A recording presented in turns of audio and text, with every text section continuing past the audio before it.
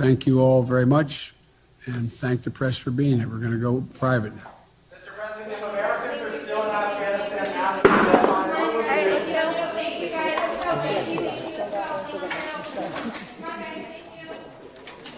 Sir, what would we do if Americans are still there after the deadline?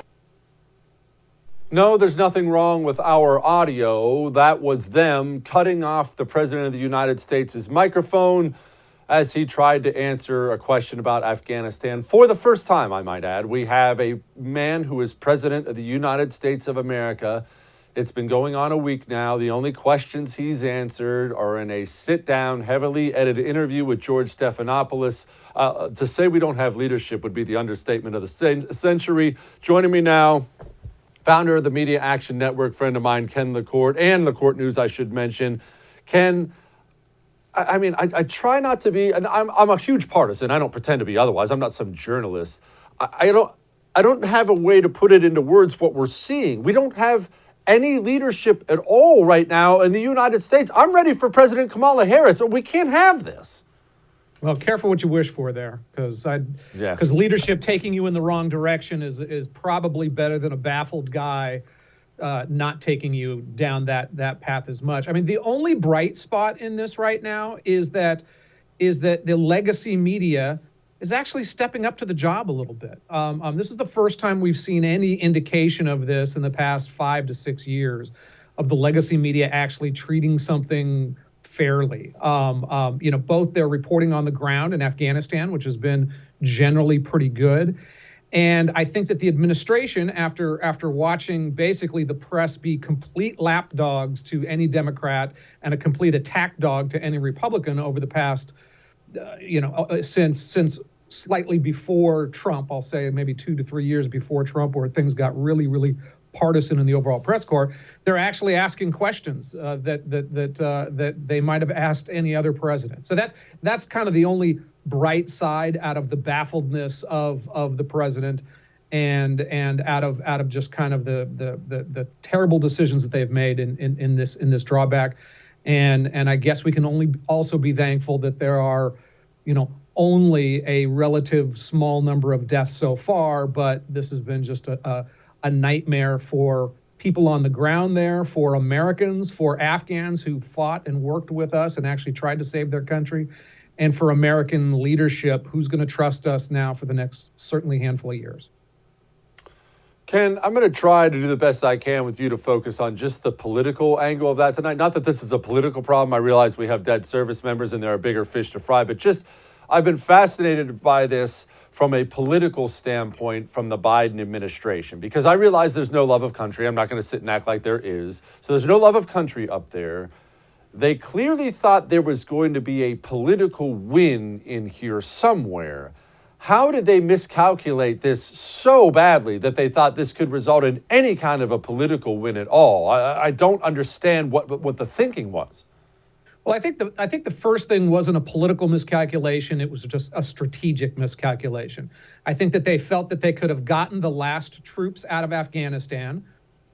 Why wouldn't America be happy about that? Finally, we're out of a 20-year war that most of us weren't understanding what a win would look like in Afghanistan.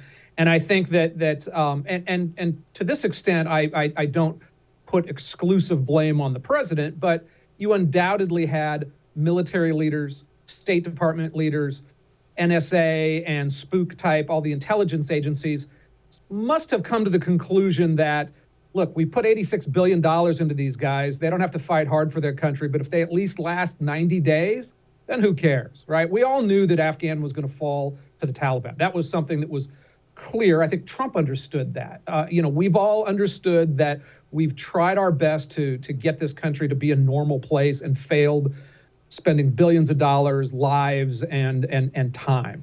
But they figured if we can get the things out and we can get our people out, and then 3-6 months later the thing falls to crap, we say, oh, sorry, that's just what happens. So that was the primary miscalculation. And again, I'm sure that the intelligence agencies and that the military guys thought that the house of cards would last a little bit longer. Secondly, and this goes to your point about him, in the first days of this, I think that they felt as though the the press because, oh my gosh, this, they would either blame Trump or do something else, that hiding Joe Biden kind of made a bit of sense until the press really, really got on with saying that this was a problem. Now, there was a New Yorker story out yesterday saying, this isn't, there's only a few deaths out there, or none when this story was written of Americans that we were aware of. It's not a big deal. This is a fake crisis. It's just crowded at the airport.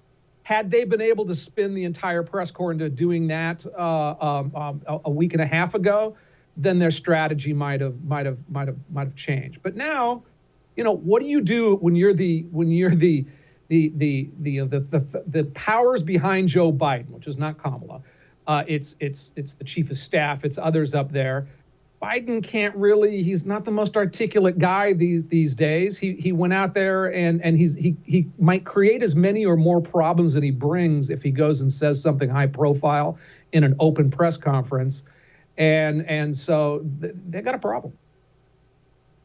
Okay, they do. They have a major problem, and I have a theory, Ken, and you are so good at just popping my theories and just destroying them right here on the air because you're the salty old media guy. So I have a theory.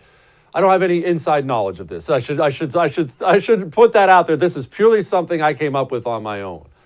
I can see a scenario where Joe Biden loses his presidency over this. And no, I don't think Republicans are going to do it. They don't have the stomach. They don't have the power for it. Republicans are pathetic.